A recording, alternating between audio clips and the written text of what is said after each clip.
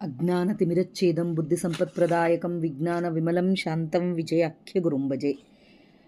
ಶ್ರೀ ವಿಜಯದಾಸಾರ್ಯ ವಿರಚಿತ ಸಾಧನಾ ಭಾಗ ಸುಳಾದಿ ಚಿಂತಾಪರಿಹಾರಕ ಸುಳಾದಿ.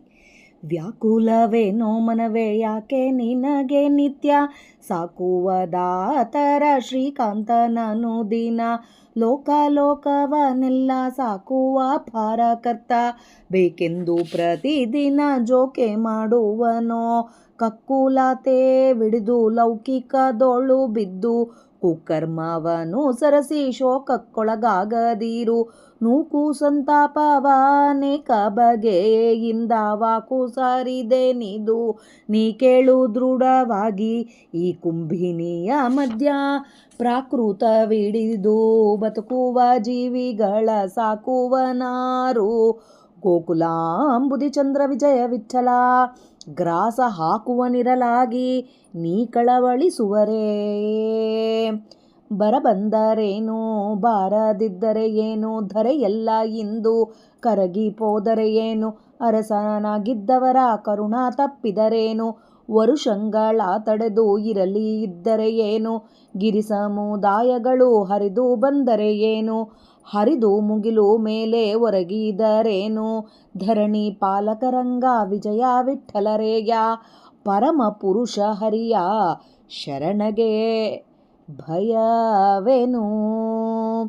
ಶಾರೆ ಹೊನ್ನಿಗೆ ಭತ್ತ ಶಾರೆಯಾದರೆ ಏನು ನೂರಾರು ಕಂಡಗ ಕಾಸಿಗಾದರೆ ಏನು ಊರಲ್ಲಿ ಧನ ಸೂರೆ ಬಿಟ್ಟರೆ ಏನು ಮಾರುವ ಧಾರಣಿ ಏರಿ ಇಳಿದರೇನು ಘೋರಾರಣ್ಯದೋಳು ಪೋಗಿ ಇದ್ದರೆ ಏನು ನೀರು ಇಲ್ಲದ ಟಾವು ದೊರೆತರೇನು ಅರಾಜಕವಾಗಿ ಭೀತಿ ಬಂದರೇನು ಆರಾದರೂ ಮೋರೆ ತಿರುಹಲೇನು ಮೇರೆ ದಪ್ಪಿ ಏಳುವನದಿ ಹೆಚ್ಚಿದರೇನು ದಾರುಣದಲ್ಲಿ ದೇಹ ಬಳಲಲೇನು ಶರೀರವೇ ಶ್ರೀನಿವಾಸನ ಚರಣಕ್ಕೆ ಆರೋಪಿಸಿದ ತರುವಾಯದಲ್ಲಿ ವಾರಕ್ಕೆ ಮನವೇ ಯೋಚನೆಗೊಳಸಲ್ಲ ಪೂರೈಸಿ ತಿಳಿಯೋ ಹರಿಯ ಮಹಿಮೆಯನ್ನು ನಾರಾಯಣ ರಂಗ ವಿಜಯ ವಿಠಲ ನಿತ್ಯ ಭಾರಕರ್ತನಾಗಿ ಪೊರೆವನು ಪ್ರತಿ ದಿವಸ.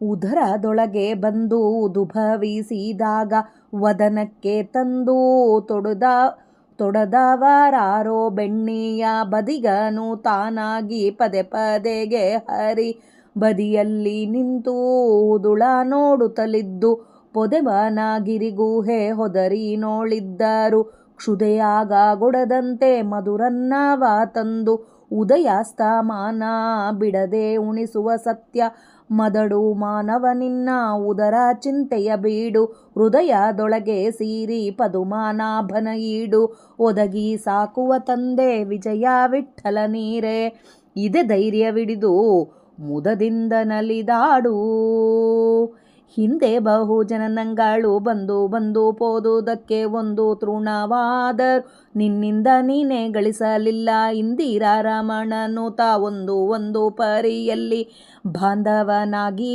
ನಿತ್ಯ ನಿಂದು ಭಾರಕರ್ತನಾಗಿ ಒಂದು ನಿಮಿಷ ಮೀರಗೂಡದೆ ಸಂದೇಹ ಬಡದಂತೆ ಚಂದವಾಗಿ ಒಲಿದು ಆನಂದ ಸುಖ ಬಡಿಸುವ ಮುಂದುಗೆಡದಲೆ ಹೀಗೆಂದು ಚಿಂತೆ ಮಾಡದಲ್ಲೇ ಹೇಗೆಂದು ಚಿಂತೆ ಮಾಡದಲ್ಲೇ ಎಂದೆಂದಿಗೂ ಕಳೆಗುಂದದಲ್ಲಿರು ಮನವೇ ಹಿಂದೆ ಇಂದು ಮುಂದು ಬಿಡದೆ ತಂದೆಯಾಗಿ ಸಾಕುವ ಗೋವಿಂದ ವಿಜಯ ವಿಠಲಂಗೆ ವಂದಿಸುವುದು ಬಿಡದಿರು ಅಣುರೇಣು ಪೊಟ್ಟಿಗೆ ನಡೆಸುವ ದೇವನು ನಿನಗೀಯ ದೀಪನೆ ವಿಜಯ ವಿಠಲ ಸ್ವಾಮಿ ಅಣುರೇಣು ಪೊಟ್ಟಿಗೆ ನಡೆಸುವ ದೇವನು ನಿನಗೀಯ ದಿಪ್ಪನೆ ವಿಜಯ ವಿಠಲ ಸ್ವಾಮಿ.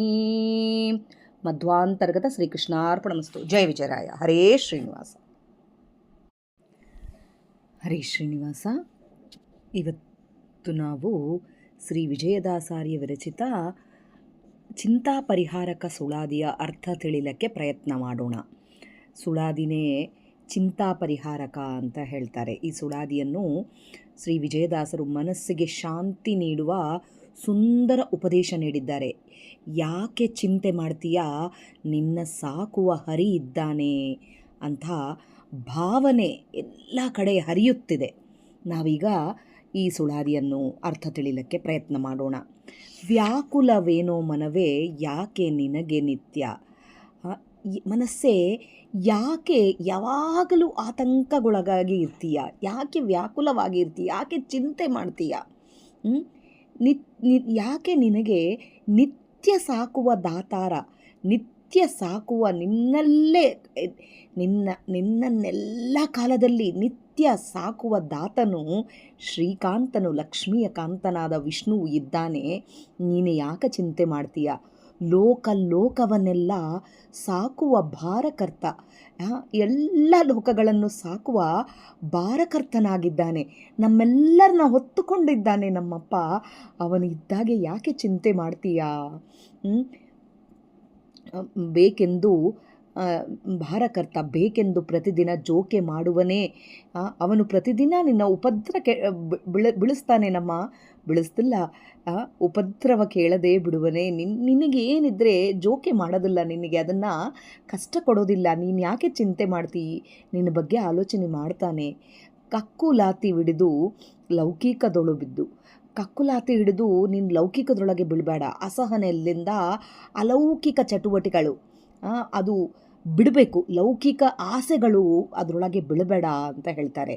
ಕುಕರ್ಮ ಅನುಸರಿಸಿ, ದುಷ್ಟ ಕರ್ಮಗಳನ್ನು ಅನುಸರಿಸಿ ಶೋಕಕ್ಕೊಳಗಾಗದಿರು, ದುಃಖಕ್ಕೆ ಒಳಗಾಗಬೇಡ. ಕೆಟ್ಟ ಕೆಲಸಗಳು ಮಾಡಿ ಶೋಕಕ್ಕೆ ಒಳಗಾಗಬೇಡ. ನೂಕು ಸಂತಾಪವನೇಕ ಬಗೆಯಿಂದ. ಯಾಕೆ ಈ ರೀತಿ ಮನಸ್ಸು ನೋವು ಮಾಡ್ಕೋತಾ ಇದೆಯಾ, ಅದನ್ನೆಲ್ಲ ನೂಕಿಬಿಡು. ಆ ಸಂತಾಪವನ್ನು, ಆ ಮನಸ್ಸಿನ ನೋವನ್ನು ನೂಕಿಬಿಡು. ವಾಕು ಸಾರಿದೆನಿದು ನೀ ಕೇಳು ದೃಢವಾಗಿ. ನಾನು ಹೇಳಿದ್ದನ್ನು ಯಾಕೆ ನಾನು ಹೇಳ್ತಾ ಇದ್ದೀನಿ, ಈ ಮಾತನ್ನು ದೃಢವಾಗಿ ನೀನು ಕೇಳು ಅಂತಿದ್ದಾರೆ ವಿಜಯದಾಸರು. ಈ ಕುಂಭಿನಿಯ ಮಧ್ಯ, ಈ ಬ್ರಹ್ಮಾಂಡದ ಮಧ್ಯದಲ್ಲಿ ಪ್ರಾಕೃತವಿಡಿದು ಬದುಕುವ ಜೀವಿಗಳ ಸಾಕುವನ್ಯಾರು. ಈ ಬ್ರಹ್ಮಾಂಡದ ಮಧ್ಯದಲ್ಲಿ ಜೀವಿಗಳು, ಪ್ರಾಕೃತವಾಗಿ ಬಂದ ಎಲ್ಲ ಜೀವಿಗಳನ್ನು ಸಾಕುವನು ಯಾರಿದ್ದಾರೆ. ಗೋಕುಲಾಂಬುದಿ ಚಂದ್ರ ವಿಜಯ ವಿಠಲ ಅವನೇ ಗ್ರಾಸ ಹಾಕ್ತಾ ಇದ್ದಾನೆ. ಅವನು ನಮಗೆಲ್ಲರಿಗೆ ತಿಂಡಿ ಕೊಡ್ತಾ ಇದ್ದಾನೆ. ಎಲ್ಲರನ್ನ ರಕ್ಷಣೆ ಮಾಡ್ತಾ ಇದ್ದಾನೆ. ಅವನು ಇದ್ದಾಗೆ ನೀನು ಯಾಕೆ ಚಿಂತೆ ಮಾಡ್ತೀಯಾ ಅಂತ ಹೇಳ್ತಾ ಇದ್ದಾರೆ ಇಲ್ಲಿ ವಿಜಯದಾಸರು. ಆಮೇಲೆ ಮಟ್ಟ ತಾಳದ್ರೊಳಗೆ ಬರ ಬಂದರೇನು, ಬಾರದಿದ್ದರೇನು. ಬರ ಬಂದರೆ ಏನು, ಏನೋ ಒಂದು ದೊಡ್ಡ ಮಳೆಗಳು ಬಂದವು, ಬರ ಬಂತು, ಹೊಡ್ಕೊಂಡು, ಅಂದರೆ ಏನು ನೀರಿಲ್ಲಾರ್ದಾಗಿ ಬರಗಾಲ ಬಂತು. ಬಂದರೆ ಏನು, ಬರಲಿಲ್ಲ ಅಂದರೆ ಏನು. ಧರೆಯೆಲ್ಲ ಇಂದು ಕರಗಿ ಹೋದರೇನು, ಎಲ್ಲ ಧರೆ ಇಂದು ಕರಗಿ ಹೋಗ್ಬಿಡ್ತು ಅಂದರೆ ಏನು. ಅದರಲ್ಲಿಂದ ನಾವು ಯಾಕೆ ಚಿಂತೆ ಮಾಡಬೇಕು ಅದಕ್ಕೆ. ಇಡೀ ಪ್ರಪಂಚ ಕರಗಿ ಬಿಟ್ಟರೆ ನಿನಗೆ ಯಾಕೆ. ಅರಸನಾಗಿದ್ದವರ ಕರುಣ ತಪ್ಪಿದನೇನು, ರಾಜನಾಗಿದ್ದವನು. ಈಗಿನ ಕಾಲದಾಗೆ ಕೆಲಸಗಳು ಮಾಡ್ತಾ ಇರ್ತೀವಿ, ಇದರೊಳಗೆ ಹೋದಾಗೆ ಅವರು ಬಾಸ್ ಅಂಥೇಳಿ, ಮ್ಯಾನೇಜರ್ ಅಂಥೇಳಿ ಅವ್ರದ್ದು ಕರುಣ ತಪ್ಪಿದರೆ ನಿನಗೇನು. ಸ್ವಾಮಿಯ ಕರುಣ ಬೇಕು. ಅವನ ಕರುಣ ಇದ್ದರೆ ಇವನರೊಳಗೇ ನಿಂತು ಮಾಡಿಸ್ತಾನೆ ಅಂತ ಹೇಳ್ತಾರೆ.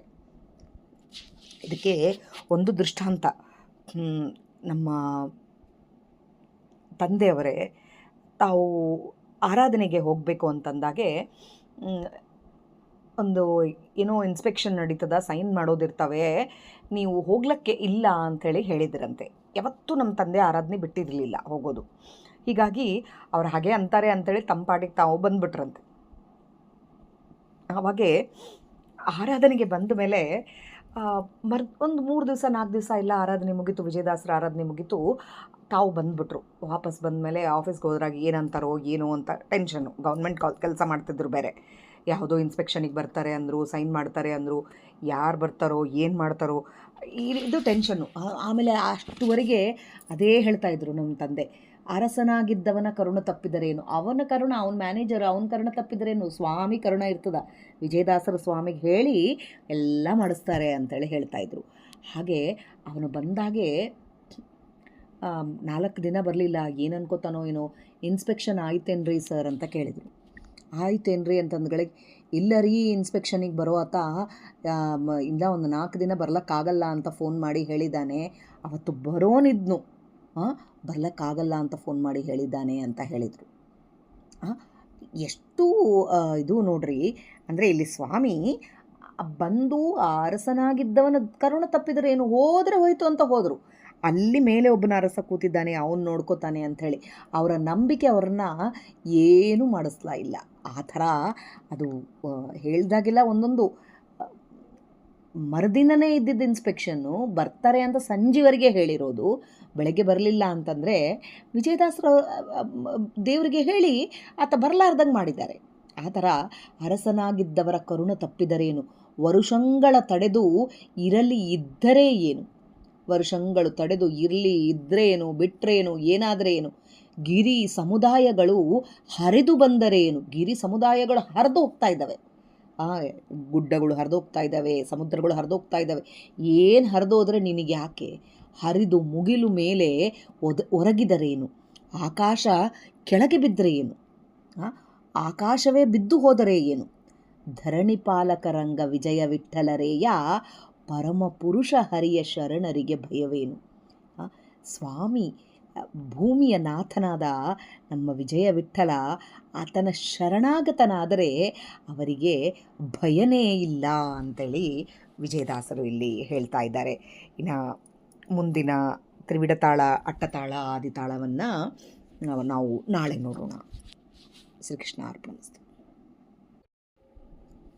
ಹರೇ ಶ್ರೀನಿವಾಸ. ನಿನ್ನೆ ನಾವು ಚಿಂತಾ ಪರಿಹಾರಕ ಸುಳಾದಿ, ವಿಜಯದಾಸರು ರಚಿಸಿದ ಚಿಂತಾ ಪರಿಹಾರಕ ಸುಳಾದಿ. ಯಾಕೆ ಚಿಂತೆ ಮಾಡ್ತೀಯಾ ಮನಸ್ಸೇ, ಭಾರಕರ್ತನಾದ ನಮ್ಮ ಸ್ವಾಮಿ ಈ 84 ಲಕ್ಷ ಯೋನಿಗಳಲ್ಲಿ ಹುಟ್ಟಿದ ಎಲ್ಲರನ್ನೂ ಕಾಪಾಡ್ತಾನೆ. ಅವರಿಗೆ ಯಾವ ಟೈಮ್ಗೆ ಏನು ಬೇಕು ಅಂತ ಹೇಳಿ ಅದು ತಂದು ಕೊಡ್ತಾನೆ ಅಂತ ಹೇಳ್ತಾ ಇರೋ ಕಾಲಕ್ಕೆ ನೀನು ಯಾಕೆ ಚಿಂತೆ ಮಾಡ್ತೀಯಾ ಅಂತ ಹೇಳ್ತಾರೆ. ಇಲ್ಲಿ ಎದಕ್ಕೆ ವ್ಯಾಕುಲ, ಚಿಂತೆನೇ ಇಲ್ಲ. ಹೀಗೆ ಶ್ರೀಪಾದರಾಜರು ತಾವು ನೈವೇದ್ಯ ಮಾಡಿದಾಗೆ 64 ಭಕ್ಷಗಳಿಂದ ನೈವೇದ್ಯ ಮಾಡ್ತಾ ಇದ್ರಂತೆ. ಅವಾಗೆ ಒಂದ್ಸರಿ ಇದ್ರಾಗೆ ದಂಡ ಆ ಅರಣ್ಯದೊಳಗೆ ಹೋದಾಗೆ 64 ಭಕ್ಷ ನೈವೇದ್ಯ ಮಾಡ್ಲಿಕ್ಕೆ ಆಗಲ್ಲ, ಏನೂ ಇಲ್ಲ ಅಂತ ಅಂದ್ಕೊಂಡಾಗೆ ಅಲ್ಲಿ ಅರಸ ಹೋಗ್ತಾ ಇದ್ದ, ರಾಜು ಹೋಗ್ತಾ ಇದ್ದ, ಆತ ಬಂದು ಅವೆಲ್ಲ ಕೊಟ್ಟ ಮತ್ತು 64 ಭಕ್ಷ ನೈವೇದ್ಯ ಮಾಡೋ ಥರ ಆಯಿತು ಅಂತ ಹೇಳ್ತಾರೆ. ಇಲ್ಲಿ ಸಮರ್ಪಣೆ ಆಯಿತು ಅಂಥೇಳಿ ಶ್ರೀಪಾದರಾಜರು ಚಿಂತೆ ಮಾಡಲಿಲ್ಲ. ಅವನಿದ್ದಾನೆ, ಅವನು ನೋಡ್ಕೋತಾನೆ, ಅವನಿಗೆ ಬೇಕು ಅವನು ಮಾಡಿಸ್ಕೋತಾನೆ ಅಂತ ಹೇಳಿದರು. ಹಾಗೆ ಯಾಕೆ ಚಿಂತೆ ಮಾಡ್ತೀಯಾ, ಬರಲಿ ಬರಗಾಲ ಬರಲಿ ಇಲ್ಲ ಹೊಡ್ಕೊಂಡು ಹೋಗಲಿ ಏನಾಗಲಿ ನೀನು ಯಾಕೆ ಚಿಂತೆ ಮಾಡ್ತೀಯಾ ಅಂತ ಹೇಳ್ತಾರೆ. ಹಾಗೆ ತ್ರಿವಿಡ ತಾಳದೊಳಗೆ ಶಾರ ಹೊನ್ನಿಗೆ ಭತ್ತ ಶಾರೆಯಾದರೆ ಏನು, ಒಂದು ಹಿಡಿ ಭತ್ತ ಏನು ಇದ್ದದಲ್ಲ, ಆ ಒಂದು ಹಿಡಿ ಕೈ ಹಿಡಿಯಷ್ಟು ಭತ್ತೆಗೆ ಒಂದು ಕೈ ಹಿಡಿಯಷ್ಟು ಬಂಗಾರ, ಅಂದರೆ ಅಷ್ಟು ಬಂಗಾರ ಕೊಟ್ಟರೆ ಇಷ್ಟೇ ಭತ್ತ ಬರುತ್ತೆ. ಹಾಗಾದರೆ ಹಾಗಾಯ್ತಲ್ಲಪ್ಪ ಅಂತ ಯಾಕೆ ಚಿಂತೆ ಮಾಡ್ತಿದ್ದಿ ನೀನು, ಅವನು ನೋಡ್ಕೋತಾನೆ. ಅವಾಗೆ ಅವನಿದ್ದಾನೆ, ಅವನು ಅದನ್ನು ಹೆಚ್ಚು ಏರುಪೇರುಗಳು ಆಗ್ತಿದ್ದಾಗೆ ಅವನು ನೋಡ್ಕೋತಾನೆ. ನಾವು ಚಿಂತೆ ಮಾಡೋದೇ ಬೇಡ ಅಂತ ಹೇಳ್ತಾರೆ ಇಲ್ಲಿ. ಆಮೇಲೆ 100 ಖಂಡಗ ಕಾಸಿಗಾದರೇನು, 100 ರೂಪಾಯಿಗಳು ಎಷ್ಟೊಂದು ರೊಕ್ಕ ತಗೊಂಡು ಅದು 100 ರೂಪಾಯಿ ನಾಣ್ಯಗಳು ಕಳೆದು ಹೋದರೆ ಏನು, ಮಣ್ಣಾದರೆ ಏನು, ಎಲ್ಲೋ ಮಣ್ಣಾಗಿ ಬಿದ್ದು ಹೋಯ್ಬಿಡ್ತು, ಏನು ಮಾಡ್ತಿದ್ದಿ, ವ್ಯಾಪಾರದಲ್ಲಿ ನಷ್ಟ ಆಗ್ತದ, ಹೋಗ್ತಿರ್ತವೆ ರೊಕ್ಕ, ಅದಕ್ಕೆ ಯಾಕೆ ನೀನು ಚಿಂತೆ ಮಾಡ್ತಿದ್ದಿ.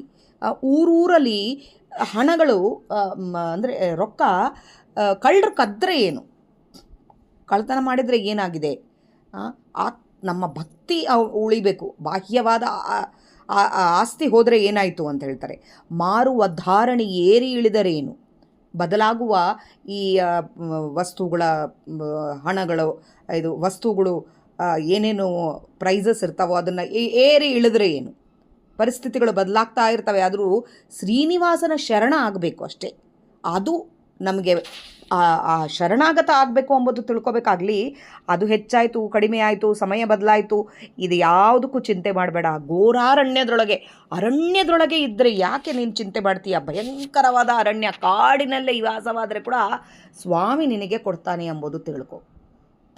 ಹನುಮಂತನ ಲಂಕೆಯಲ್ಲಿ ಇದ್ದರೆ ಕೂಡ ಭಯಪಡಲಿಲ್ಲಂತೆ, ಹರಿಯನ್ನೆನ್ಸಿದ್ನಂತೆ. ಅಂದರೆ ಹೇಳೋದು ಇಲ್ಲಿ ಧ್ರುವ ಸಣ್ಣ ಹುಡುಗ ಹೋಗಿ ಅರಣ್ಯದೊಳಗೆ ಕೂತು 6 ತಿಂಗಳು ತಪಸ್ಸು ಮಾಡಿದ್ನಂತೆ. ಯಾಕೆ ಆತನಿಗೆ ಹೆದರಿಕೆ? ಅರಣ್ಯದೊಳಗೆ ಇದ್ದರೆ ಯಾಕೆ ಹೆದರಬೇಕು? ನೀರು ಇಲ್ಲದ ಠಾವು ದೊರಿತರೇನು, ನೀರು ಇಲ್ಲದ ಸ್ಥಳ ಸಿಕ್ಕರೆ ಏನಾಯಿತು? ಅವನು ಕೊಡಬೇಕು ಅಂದಾಗೆ ಅವನೇ ತಂದು ಕೊಡ್ತಾನೆ. ಕಷ್ಟದ ಸ್ಥಳದಲ್ಲಿದ್ದರೆ ಹರಿ ಸಾಕ್ತಾನೆ ನಮ್ಮನ್ನು, ಹರಿ ಯೋಗಕ್ಷೇಮ ವಹಿಸ್ತಾನೆ, ನಮ್ಮ ಯೋಗಕ್ಷೇಮ ನೋಡ್ತಾನೆ. ದ್ರೌಪದಿಗೆ ಉಡುಪು ಕೊಟ್ಟು ರಕ್ಷಣೆ ಮಾಡಿದಾತ ನಮ್ಮಪ್ಪ.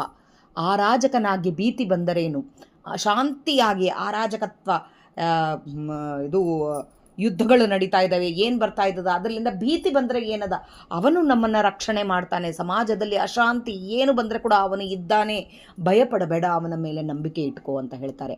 ಆರಾದರೂ ಮೋರೆ ತಿರುಹಲೇನು, ಯಾರು ಮುಖ ತಿರುಗಿಸ್ಕೊಂಡು ಹೋದರೆ ಏನಾಯಿತು, ನಿನಗೆ ನಿಂದನೆ ಮಾಡಿದರೆ, ತಿರಸ್ಕಾರ ಮಾಡಿದರೆ ಏನಾಯಿತು, ದೇವರು ಇದ್ದಾನೆ ಸಾಕು ಅಂತ ಹೇಳಿ ದೇವರನ್ನು ಕಾಲು ಬಿಡಬೇಡ ಅಂತ ಹೇಳೋದು. ಮೋರೆ ದಪ್ಪಿ 7 ವನದಿ ಹೆಚ್ಚಿದರೇನು, 7 ಸಮುದ್ರಗಳು ಉಕ್ಕಿ ಏರಿದರೆ ಏನು, ಹೆಚ್ಚಾಗಿ ಉಕ್ಕಿ ಏರಿತು, ಪ್ರಳಯವಾಯಿತು, ಆದರೆ ಏನು, ನಿನ್ನ ಸ್ವಾಮಿ ನಿನ್ನ ಜೊತೆಗೆ ಇದ್ದಾನೆ, ನಿನ್ನ ನೋಡ್ಕೋತಾನೆ ಎಂಬ ನಂಬಿಕೆ ಇರಲಿ. ಧಾರಣದಲ್ಲಿ ದೇಹ ಬಳಲಲೇನು, ಬಿಸಿಲಲ್ಲಿ ತೊಂದರೆ ಬಂದರೆ ಏನು, ದೇಹ ಬಳಲಿದರೆ ಏನಾಯಿತು, ಈ ಶರೀರ ಶ್ರೀನಿವಾಸನ ಚರಣಕ್ಕೆ ಸಮರ್ಪಣೆ ಮಾಡು, ಈ ಶರೀರವನ್ನು ಶ್ರೀನಿವಾಸನ ಚರಣಕ್ಕೆ ಆರೋಪಿಸು, ಆತನಿಗೆ ಕೊಡು, ಆತನ ಪಾದಗಳಲ್ಲಿ ಸಮರ್ಪಣೆ ಮಾಡು. ಆವಾಗೇ ನಿನ್ನ ಮನಸ್ಸು ಚಿಂತಿಸಲಾರ್ದಾಗಿ ಸ್ವಾಮಿಯ ಕಡೆ ಧ್ಯಾಸ ಕೊಡು. ಹರಿಯ ಶರಣಾಗತರಾದ ಮೇಲೆ ಚಿಂತೆಯೇ ಇರಬಾರ್ದು. ಚಿಂತ್ಯಾಕೆ ಮಾಡುತ್ತಿದ್ದಿ, ಚಿನ್ಮಯನಿದ್ದಾನೆ, ಚಿಂತ ರತ್ನವೆಂಬೋ ಅನಂತನಿದ್ದಾನೆ, ಅನಂತನಾಗಿ ಇದ್ದಾನೆ ಅವನು ನೋಡ್ಕೋತಾನೆ ಅಂತ ಹೇಳ್ತಾರೆ. ಇಲ್ಲಿ ಪೂರೈಸಿ ತಿಳಿಯೋ ಹರಿಯ ಮಹಿಮೆಯನ್ನು, ಸಂಪೂರ್ಣವಾಗಿ ತಿಳ್ಕೋ ನೀನು ಹರಿಯ ಮಹಿಮೆಯನ್ನು.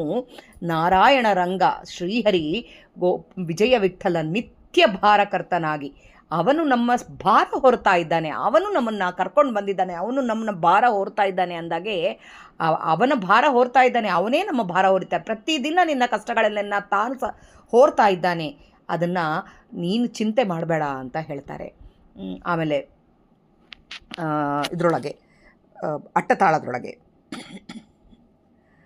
ಉದರದೊಳಗೆ ಬಂದು ಉದುಭವಿಸಿದಾಗ ವದನಕ್ಕೆ ತಂದು ತೊಡುವವರಾರೋ ಬೆಣ್ಣೆಯ ಬದಿಗನು.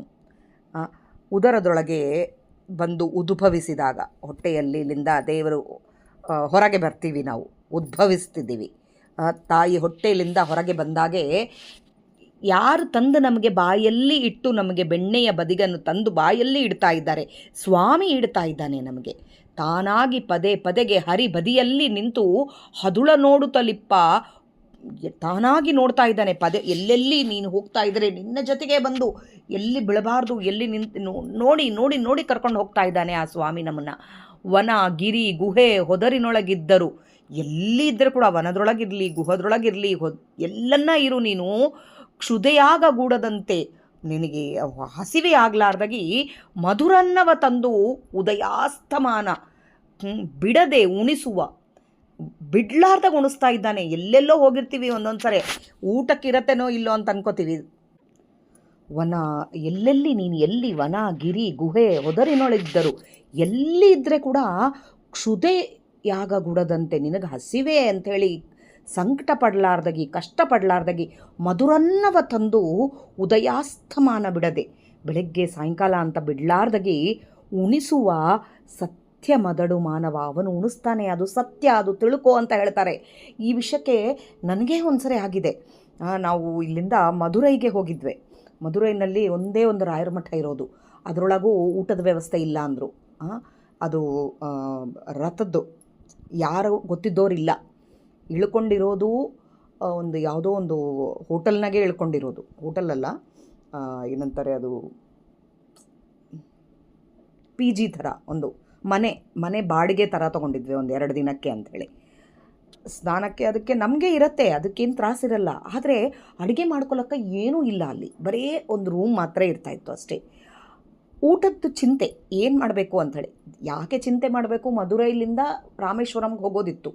ಅವತ್ತು ಮಧುರೈನಲ್ಲಿ ಏನು ನೋಡೋದಿತ್ತು, ಅಲ್ಲಿಂದ ಆದಮೇಲೆ ವೃಷಭಾಚಲಕ್ಕೆ ಹೋಗಿ ಅಳಗಿರಿ ದರ್ಶನ ಮಾಡಿಕೊಂಡು ಆದಮೇಲೆ ಅವತ್ತು ರಾತ್ರಿ ಅಷ್ಟೊತ್ತಿಗೆ ರಾಮೇಶ್ವರಕ್ಕೂ ಹೋಗಬೇಕು. ಒಂದು ದಿವಸ ಉಪವಾಸ ಇದ್ವೇ, ಒಂದು ದಿವಸ ಉಪವಾಸ ಇದ್ದೀವಿ ಅಂತ ಯಾಕೆ ಆಲೋಚನೆ ಮಾಡಬೇಕು ಸ್ವಾಮಿ ಹತ್ರ ಅಂಥೇಳಿ ಏನೋ ಒಂದು ಹಣ್ಣು ಅವು ಇವು ತೊಗೊಂಡು ಹೋಗಿದ್ವಿ, ಸರಿ ಅಂತ ಅಂದ್ಕೊಂಡ್ವಿ.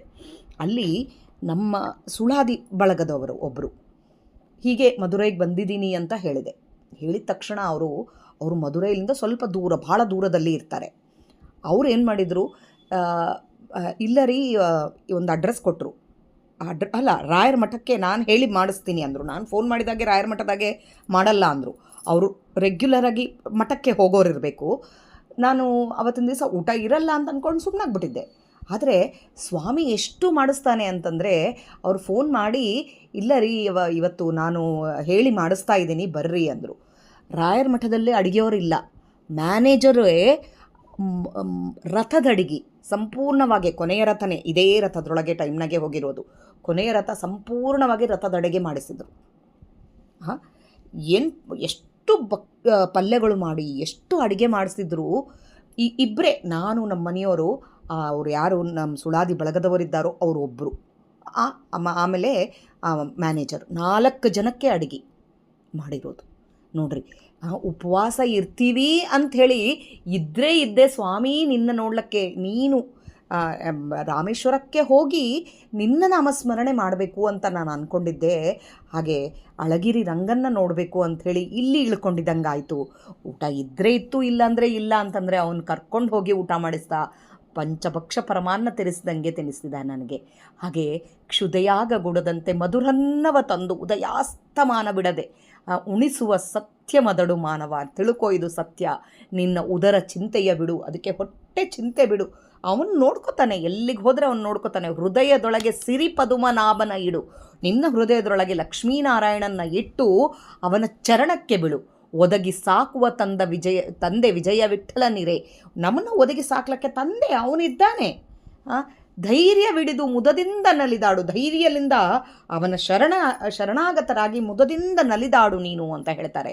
ಹಾಗೆ ಆದಿತಾಳದೊಳಗೆ ಹಿಂದೆ ಬಹು ಜನ್ಮಗಳು, ಏಸು ಜನ್ಮಗಳು ಬಂದುವೋ ನಮಗೆ, ಮುಂದೆ ಏಸು ಜನ್ಮಗಳು ಬರ್ತಾವೋ, ಬಂದು ಪೋದೋದಕ್ಕೆ ಒಂದು ತೃಣವಾದರೂ ಒಂದು ತೃಣ ಕೂಡ ನಿನ್ನಿಂದ ನೀನು ಏನೂ ಗಳಿಸಲಿಲ್ಲ.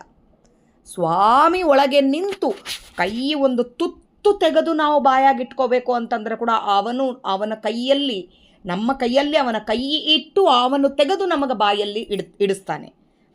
ನೀನು ಒಂದು ತೃಣ ಕೂಡ ನಿನ್ನಿಂದ ನೀನು ಗಳಿಸಲಿಲ್ಲ. ಇಂದಿರಾ ರಮಣನು ಒಂದೊಂದು ಪರಿಯಲ್ಲಿ ಬಾಂಧವನಾಗಿ, ಒಂದೊಂದು ಪರಿಯಲ್ಲಿ, ಈ ಕಡೆ ನಾವು ಎಲ್ಲೋ ಒಂದು ಕೆಲಸಕ್ಕೆ ಹೋಗಿರ್ತೀವಿ, ಅದು ಯಾವುದೋ ಒಂದು ಜಾಬ್ ಮಾಡೋರು ಇರ್ತಾರೆ, ಅಲ್ಲಿ ಕೆಲಸ ಮಾಡೋ ಕಾಲಕ್ಕೆ ಅಲ್ಲಿ ಅವರೊಳಗೆ ನಿಂತು ನಮಗೆ ಕಷ್ಟ ಬರಲಾರ್ದಾಗೆ ನೋಡ್ಕೋತಾನೆ. ಮನೆಯಲ್ಲಿ ತಂದೆ ತಾಯಿ ಅಲ್ಲಿ ಬೀಳ್ತಾ ಇದ್ದೀವಿ ಅಂತಂದಾಗ ತಾಯಿ ಬಂದು ಎತ್ಕೋತಾಳೆ, ಅಲ್ಲಿ ಒಳಗೆ ಸ್ವಾಮಿ ನಿಂತು ನಮ್ಮನ್ನು ಬೀಳಲಾರ್ದಾಗೆ ನೋಡ್ಕೋತಾನೆ. ಎಲ್ಲೆಲ್ಲಿ ಅಂತ ಹೇಳಬೇಕು, ಅವನು ಭಾರಕರ್ತನಾಗಿ ಒಂದು ನಿಮಿಷ ಕೂಡ ಬಿಡಲಾರ್ದಾಗೆ ನಮಗೆ ಸಂದೇಹ ಬಡದಂತೆ ಚಂದವಾಗಿ ಒಲಿದು ಆನಂದ ಸುಖ ಪಡಿಸ್ತಾ ಇದ್ದಾನೆ. ಮುಂದುಗೆಡದಲೆ ಹೀಗೆಂದು ಯಾಕಪ್ಪ ಮುಂದೆ ಹೋಗ್ಲಾರ್ದಾಗೆ ನೀನು ಸ್ವಾಮಿಯನ್ನು ನೆನೆಸಲಾರ್ದಾಗೆ ಚಿಂತೆ ಯಾಕೆ ಮಾಡ್ತಿದ್ದಿ? ಅದು ಇಲ್ಲ, ಇದು ಇಲ್ಲ, ಅದು ಇಲ್ಲ, ಇದು ಇಲ್ಲ. ಇದಕ್ಕೆ ನಾನು ಇನ್ನೊಂದು ಸರಿ ಕೂಡ ಹೇಳಬೇಕು, ನಮ್ಮ ರಾಯಚೂರವರೇ ಆದ ಶ್ರೀನಿವಾಸ ರಾವ್ ಅಂತ ಕರೀತಾರೆ ಅವ್ರನ್ನ, ಸರ್ನೇಮೇನೋ ಇದೆ, ನಾನು ಮರ್ತೋಗಿದ್ದೀನಿ. ಅವರು ಹೇಗಂದರೆ ಸಂಪೂರ್ಣ ದೇವರ ಮೇಲೆ ನಂಬಿಕೆ. ಮಗಳ ಮದುವೆ ಸೆಟ್ಲಾಯ್ತಂತೆ ಮಾನ್ವಿಯಲ್ಲಿ, ಮದುವೆ ಮರ್ಚಡ್ ಶ್ರೀನಿವಾಸರಾವ್ ಅವರು ಮಾನ್ವಿಯಲ್ಲಿ ಮದುವೆ. ಏನೂ ಇಲ್ಲ, ಚಿಂತೆನೇ ಇಲ್ಲ, ಮದುವೆಗೆ ಬೇಕಾಗಿದ್ದು ಒಂದು ಸಾಮಾನಿಲ್ಲ ಕೈಯಲ್ಲಿ. ಮಾನ್ವಿಯಲ್ಲಿ ಮದುವೆ ಹೋಗಿದ್ದಾರೆ, ಹೆಂಡತಿ ಅದೇ ಅಂತ ಇದ್ದಾಳೆ, ಎಲ್ಲರೂ ಬರ್ತಾರೆ. ಈಗಿದ್ದಷ್ಟು ಬೇಕಿದ್ದಿಲ್ಲ ಹಣ, ಸ್ವಲ್ಪ ಮಟ್ಟಿಗೆ ಸಾಕು. ಆದರೂ ಊಟ ತಿಂಡಿಗಾದರೂ ಕಡಿಮೆ ಇಲ್ಲಾರ್ದಾಗೆ ನೋಡ್ಕೋಬೇಕಲ್ಲ. ನೀವು ಹೀಗೆ ಕೂತ್ಕೊಂಡ್ಬಿಟ್ರೆ ಹಾಗೆ. ಹುಟ್ಟಿಸಿದಾತ ಅವ್ನು ನೋಡ್ಕೊಲಾರ್ದಾಗಿರ್ತಾನ, ಅವ್ನು ಮದುವೆ ಮಾಡ್ಬೇಕಂತ ಅವ್ನು ನಿರ್ಣಯ ಮಾಡಿದ್ದಾನೆ, ಅವನೇ ಕೊಡ್ತಾನೆ. ನೀನು ಯಾಕೆ ಚಿಂತೆ ಮಾಡ್ತಿದ್ದಿ ಅಂದ್ರಂತೆ. ಅಷ್ಟು ದಾರುಢ್ಯ ಯಾರಿಗೆ ಬರುತ್ತೆ ಹೇಳ್ರಿ? ಸಂಪೂರ್ಣವಾಗಿ ಶರಣಾಗತರಾಗಿದ್ದಾರೆ, ಅದಕ್ಕೆ ಮಾತ್ರ ಅವ್ರಿಗೆ ಬರೋದು. ಇಲ್ಲಾಂದರೆ ಆ ದಾರುಢ್ಯ ಬರ್ತಾ ಇರಲಿಲ್ಲ. ಎಷ್ಟು ಅವರು ಮನಸ್ಸು ಅಂತಂದರೆ, ಹಾಗೆ ಕೂತ್ಕೊಂಡಾಗ ಹೆಂಡತಿ ಮಾತ್ರ ಅದೇ ಪೆಚಾಡಿ, ಈತ ಹೀಗೆ ಕೂತ್ಬಿಟ್ಟ, ಏನಪ್ಪ ಇದು ಹೀಗಾಗ್ಬಿಟ್ರೆ ಹೇಗೆ ಮುಂದೆ ಮದುವೆ ನಾಡ್ದ ಮದುವೆ ಇದೆ, ನಾಳೆ ದೇವ್ರ ಸಮಾರಾಧನೆ, ಏನೂ ಇಲ್ಲ ಸಾಮಾನು, ಈತ ನೋಡಿದರೆ ಸುಮ್ಮನೆ ಕೂತ್ಕೊಂಡಿದ್ದಾನೆ. ಸ್ವಾಮಿ ಏನಪ್ಪ ನೀನು ಅಷ್ಟು ದಾರುಢ್ಯ ಕೊಟ್ಟಿದ್ದಿ ನನ್ನ ಗಂಡನಿಗೆ ಅಂತೇಳಿ ಭಾಳ ಪೆಚಾಡ್ಕೊತ ಕೂತಿದ್ಲಂತೆ. ಅವತ್ತು ಯಾರೋ ಒಬ್ಬರು ರಾಯಚೂರು ಮಂದಿ ಯಾರಿಗೋ ಒಬ್ಬರಿಗೆ ಕನಸಿನಾಗೆ, ಯಾರಂಬೋದು ನನಗೆ ಸರಿಯಾಗಿ ನೆನಪಿಲ್ಲ, ಅವು ನಮ್ಮ ತಂದೆಯವರು ಹೇಳ್ತಾ ಇದ್ರು ಇದು. ಅವರಿಗೆ ಕನಸಿನಲ್ಲಿ ಬಂದು ಇದು ವೆಂಕಟೇಶ್ವರ ಕಲ್ಯಾಣ ಮಾಡಿಸ್ಬೇಕು ಅಂಥೇಳಿ ಭಾಳ ಅಂದ್ಕೊಂಡಿದ್ರಂತೆ ಅವರು ತಿರುಪತಿಯಲ್ಲಿ ಹೋಗಿ. ನೀನು ಅಲ್ಲಿ ಹೋಗಿ ಕಲ್ಯಾಣ ಮಾಡಿಸ್ಬೇಡ, ಇಲ್ಲಿ ಒಬ್ಬನು ನನ್ನ ಭಕ್ತನಿದ್ದಾನೆ, ಅವ್ರ ಮಗಳ ಮದುವೆ ನಡೀತಾ ಇದೆ, ಆ ಮದುವೆಗೆ ಬೇಕಾಗಿದ್ದ ಸಾಮಾನೆಲ್ಲ ಕೊಟ್ಟು ಬಾಪ್ಪ, ಸಾಕು, ನನಗೆ ಕಲ್ಯಾಣ ಮಾಡಿಸಿದಷ್ಟು ಪುಣ್ಯ ಬರುತ್ತೆ ಅಂತ ಹೇಳಿದ್ರಂತೆ ಕನಸಿನಲ್ಲಿ ದೇವರು ಬಂದು. ಆತ ಅವಿಷ್ಟು 3 ದಿನಕ್ಕೆ ಬೇಕಾಗಿದ್ದ ಎಲ್ಲ ಸಾಮಾನು, ಹುಡುಗಿ ಬೇಕಾಗಿದ್ದು ಬಟ್ಟೆಗಳು, ಮಾಂಗಲ್ಯ, ಪ್ರತಿಯೊಂದು ತಂದು ಕೊಟ್ಟಿದ್ದಾನೆ. ಅಂದರೆ ಅವರ ದಾರುಢ್ಯ ಎಷ್ಟಿರಬೇಕು, ಅವರು ಎಷ್ಟು ನಂಬಿ ಚಿಂತೆ ಮಾಡಲಾರ್ದಾಗ. ನಮ್ಮಂಥವ್ರಾದರೆ ಕ್ಷಣಕ್ಕೆ ಒಂದೊಂದು ನಿಮಿಷಕ್ಕೆ ಚಿಂತೆ ಮಾಡ್ತಾ ಕೂತಿರ್ತೀವಿ. ಒಂದು ಅಡುಗೆ ಆತ ಬರಲಿಲ್ಲ ಟೈಮಿಗೆ, ಒಂದೇನೋ ಸಾಮಾನು ತರಲಿಲ್ಲ, ಇನ್ನೂ 6 ತಿಂಗಳಲ್ಲಿ ಮದುವೆ ಇರುತ್ತೆ ಮನೆಯಲ್ಲಿ, ಆದರೂ ಇವತ್ತಿನಿಂದನೇ ಅದು ಮಾಡಬೇಕು ಇದು ಅದೇ ಸ್ವಾಮಿ ಇದ್ದಾನೆ, ಯಾಕೆ ಚಿಂತೆ ಮಾಡಬೇಕು ಅಂತ ಒಂದು ಕ್ಷಣ ಆದರೂ ಅನ್ಕೋತೀವ. ಬೆಳಗ್ಗೆ ಎದ್ದಾಗಲಿಂದ ಅವನು ನಮ್ಮಿಂದನೇ, ನಮ್ಮ ಒಳಗೆ ನಿಂತು ನಮ್ಮ ಕೈಯಲ್ಲಿ ಕೈ ಇಟ್ಟು ತಾನು ನಮ್ಮ ಸರಿಗೆ ಮಾಡಿಸ್ತಾ ಇದ್ದಾನೆ, ಕೆಲಸ ನಡೆಸ್ತಾ ಇದ್ದಾನೆ, ನಿಂದಿರಿಸ್ತಾ ಇದ್ದಾನೆ. ಆದರೆ ನಾವು ನಾನು ನಾನು ನಾನು ನಾನು ನಾನು ಅಂತ ಅನ್ಕೊತಾ ಹೋಗ್ತಾ ಇದ್ದೀವಿ.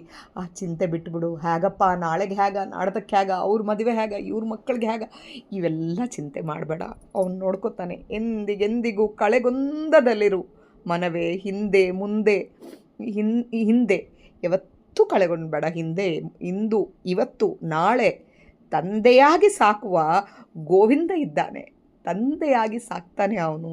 ಅವನಿದ್ದಾಗೆ ಅವನ ವಂದಿಸು, ಅವನ ಮೇಲೆ ನಂಬಿಕೆ ಇಟ್ಕೋ, ಅವನ ಪಾದಕ್ಕೆ ಬೀಳು, ಚಿಂತೆ ಮಾಡಬೇಡ ಅಂತ ಹೇಳ್ತಾರೆ. ಅಣು ರೇಣು ಪೊಟ್ಟೆಗೆ ನಡೆಸುವ ದೇವನು, ಸಣ್ಣ ಅಣುಲಿಂದ ಹಿಡ್ಕೊಂಡು ಪರಮಾಣು ದೊಡ್ಡವರೆಗೆ ಎಲ್ಲದಕ್ಕೂ, ಆನೆಗಳಿಗೆ, ಸಿಂಹಗಳಿಗೆ, ಒಂದು ಗುಬ್ಬಿಗಳಿಗೆ ಎಲ್ಲದಕ್ಕೂ ಕೊಡ್ತಾ ಇದ್ದಾನೆ ಸ್ವಾಮಿ. ಅಂದಮೇಲೆ ನಿನಗೆ ಕೊಡ್ಲಾರ್ದಾಗಿರ್ತಾನೇನಪ್ಪ, ನಿನಗೀಯದಿಪ್ಪನೇ ವಿಜಯ ವಿಠಲ ಸ್ವಾಮಿ, ನಿನಗೆ ಕೊಡ್ಲಾರ್ದಾಗಿರ್ತಾನ.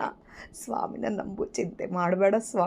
ಚಿಂತೆ ಮಾಡಿ ಅದೇ ಟೈಮ್ನಾಗೆ ಚಿಂತೆ ಮಾಡುವುದು ಬಿಟ್ಟು ಸ್ವಾಮಿಯನ್ನು ನಂಬಿ ಅವನ ಪಾದಕ್ಕೆ ಬೀಳು ಅಂತ ಹೇಳ್ತಾ ಇದ್ದಾರೆ. ಇದು ನನ್ನ ಜೀವನ ಯೋಕ್ತಿಗೆ ಎಷ್ಟು ಅರ್ಥ ಆಗುತ್ತೆ ಅಷ್ಟು ಹೇಳಕ್ಕೆ ಪ್ರಯತ್ನ ಮಾಡಿರೋದು. ಮಧ್ವಾಂತರ್ಗತ ಶ್ರೀಕೃಷ್ಣ ಅರ್ಪಣಮಸ್ತು. ನಾಹಂಕರ್ತ ಹರಿಕರ್ತ. ಜಯ ವಿಜಯರಾಯ.